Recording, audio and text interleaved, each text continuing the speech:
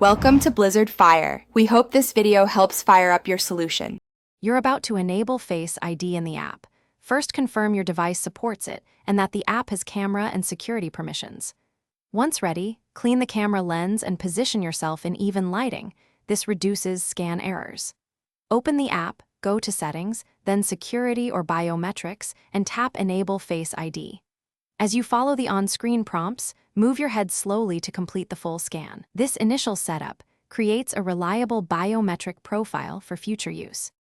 Once you start the guided scan, follow the circular frame and move your head slowly so the camera captures multiple angles.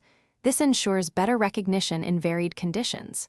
Make sure to include slight left, right, and up or down tilts when prompted, because that trains the model to recognize you in different poses and with changes like glasses.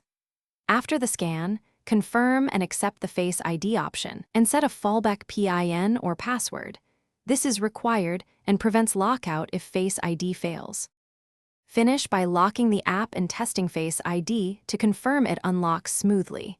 If it doesn't, go back to Settings to adjust the authentication timeout or requirement level. Make sure background lighting and camera cleanliness match your setup during registration for consistent results.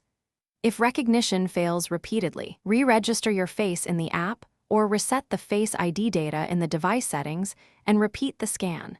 This often resolves inconsistent matches caused by mask use, new glasses, or significant lighting changes.